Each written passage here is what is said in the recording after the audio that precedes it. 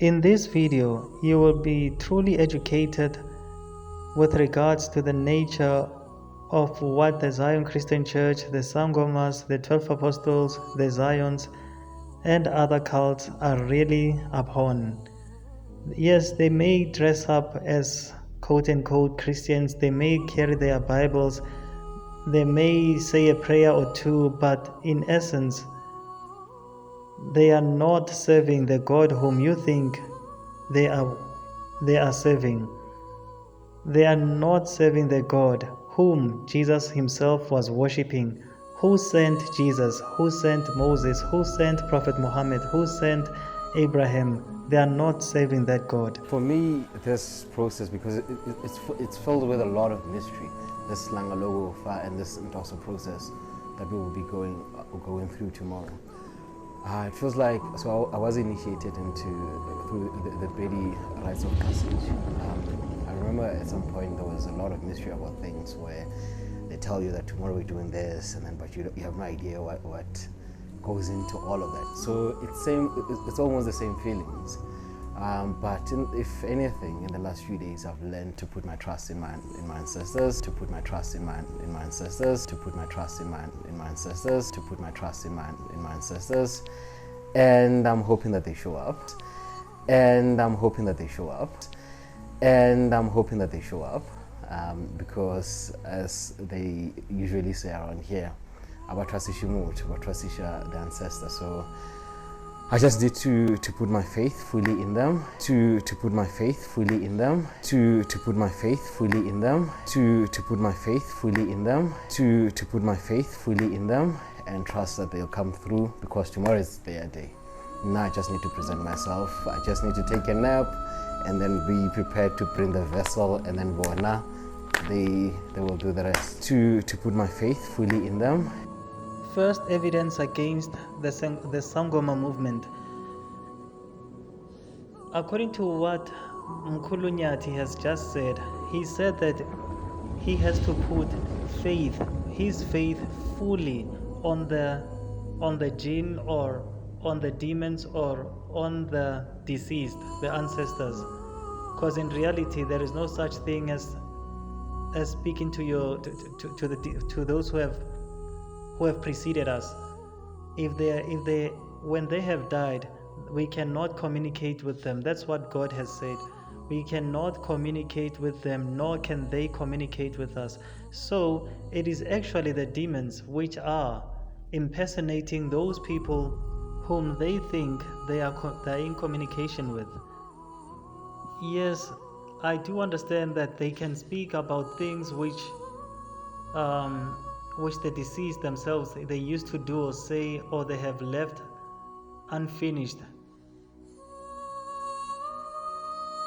That's because the jinn or the demons, they've been long around for too long. Their lifespan and our lifespan are not the same. They are in a realm. We are in the same world, but in different realms, which is why they can see us and we cannot see them. Long story short, the Sangomas, they are worshipping dead people or ancestors or the jinn or demons. To put my trust in my ancestors. Second evidence against the Sangoma, 12 Apostle, Zion and ZCC, Zion Christian Church, it's that in these cults, followers or members, they are all being indoctrinated to follow and to obey and to trust, to completely trust their ancestors. But in reality, it is not the deceased whom they know, whom they are told they are communicating with, or whom they are told they are seeing in their dreams. It is actually the jinn or the demons which had shape-shifted and took the resemblance of the deceased, including their voices, their movements, their behavior, and some of their knowledge. Prepared to bring the vessel, and then voila, they will do the rest. Third evidence against Sangomas, 12 Apostles, ZCC, and Zion, and other cults of this nature, it's that members of these movements, they are being given instructions and injunctions to prepare their bodies for spiritual possession.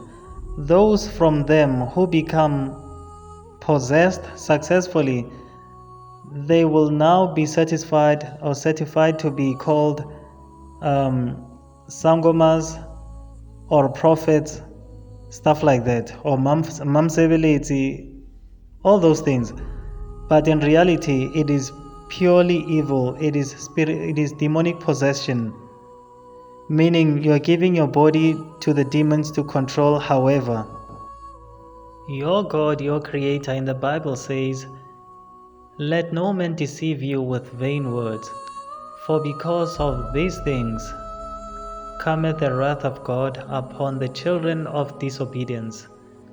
Be not ye therefore partakers with them. For ye were sometimes darkness, but now are ye light in the Lord. Walk as children of light." Meaning that do not partake in these things, because they are all in disobedience to God, and God's wrath or God's punishment will befall all of them for disobeying Him like this. And therefore, before you even watched or listened to this video, you were in darkness, but now you have knowledge of what's going on.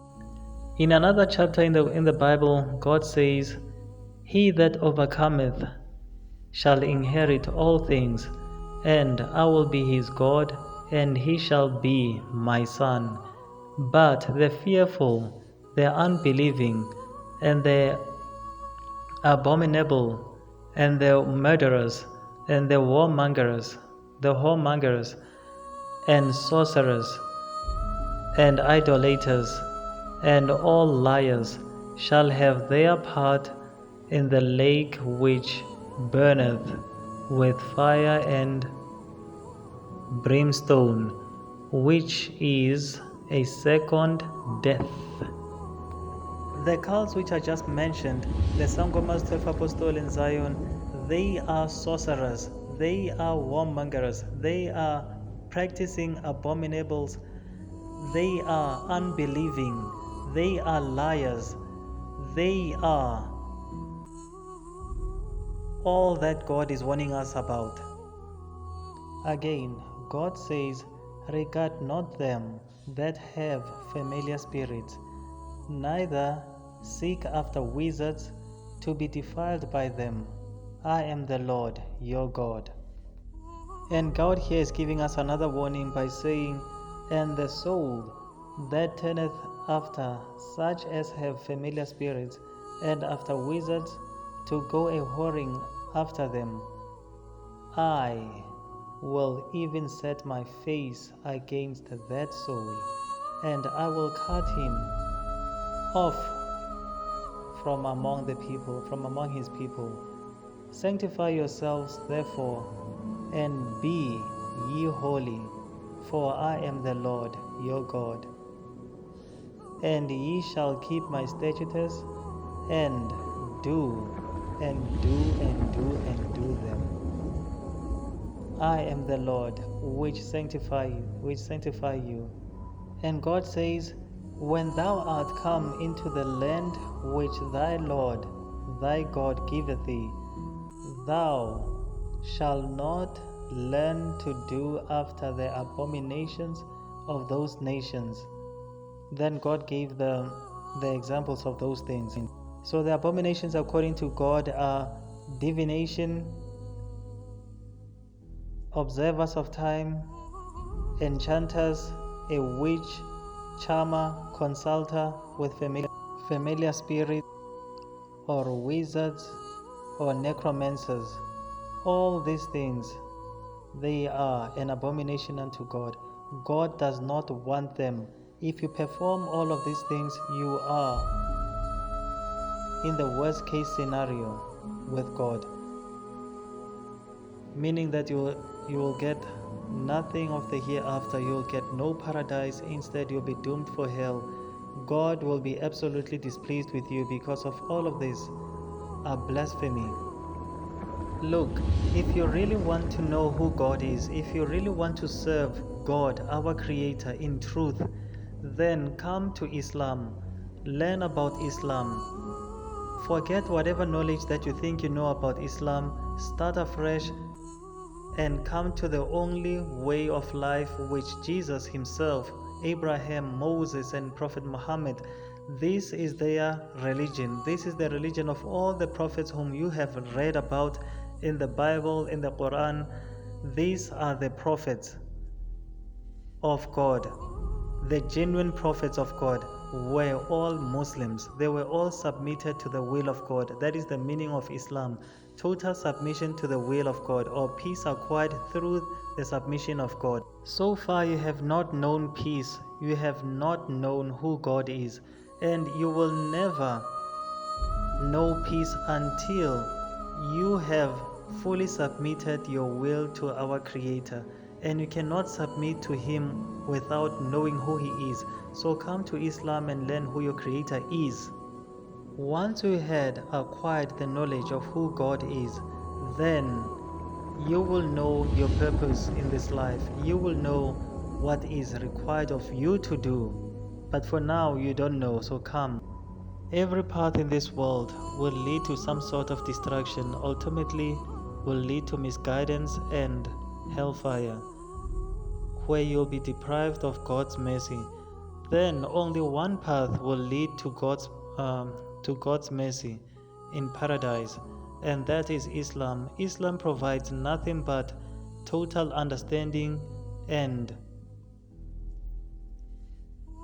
sound knowledge regarding who God is and what He has created you and I for. Our purpose, we find it fully in the books of Islam or in the teachings of Islam. So if you want paradise, come to Islam.